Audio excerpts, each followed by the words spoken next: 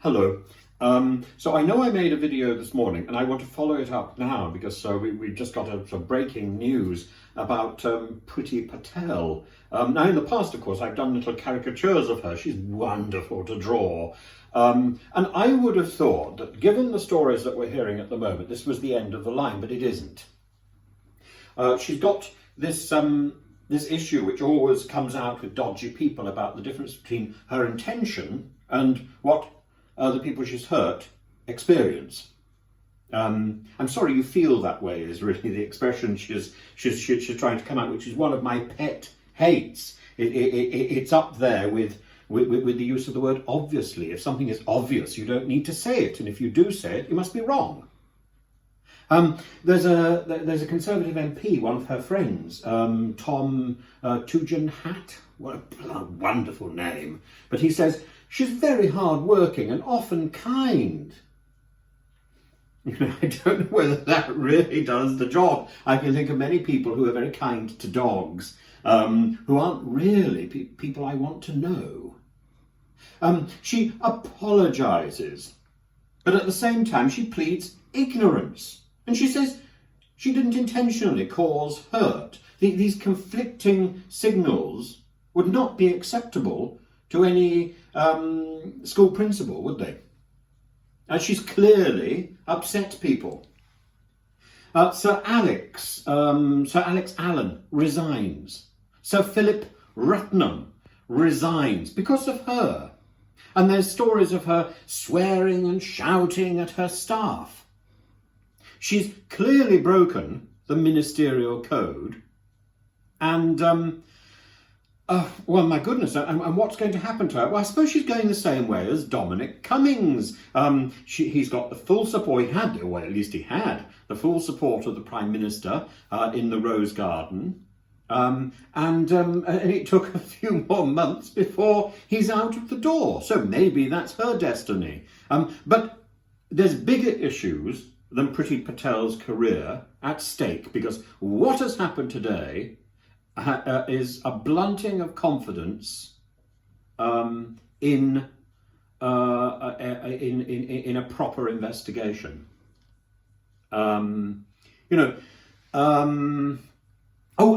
more than that, a complete destruction of confidence in her department, in the Home Office.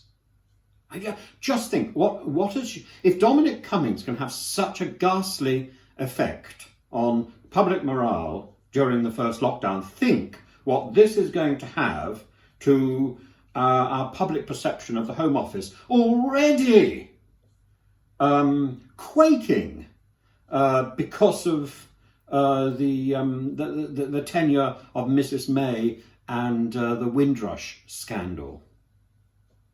Our great Department of State do not want to weather this sort of disaster. And if you're going to have a public investigation and a negative conclusion is going to be drawn and then ignored, what sort of lesson does that give to the rest of us? We hear about her vicious, orchestrated campaigns, including an unnamed official who left and was presumably made to sign a gagging order to get a £25,000 payout when she had a run-in with this particular official in the Department of Work and Pensions in 2015.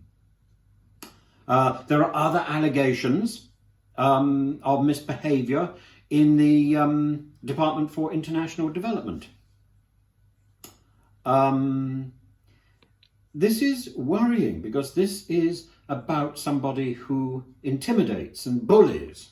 And this is setting the standard of the way people are supposed to behave in public life. And oh my goodness, well, that is the experience that many of us have at the hands of the bureaucrats in the Home Office.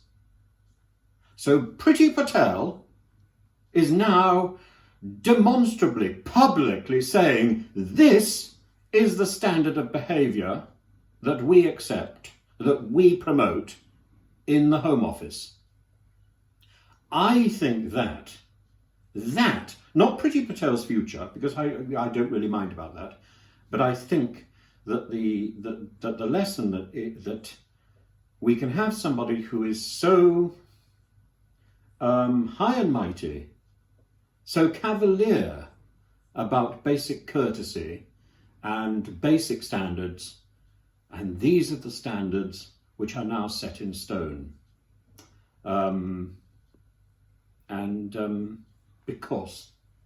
Because what is more important than common courtesy is the nod of authority. I am very worried about this. Do leave your comments. I'd be really interested to know what you've got to say.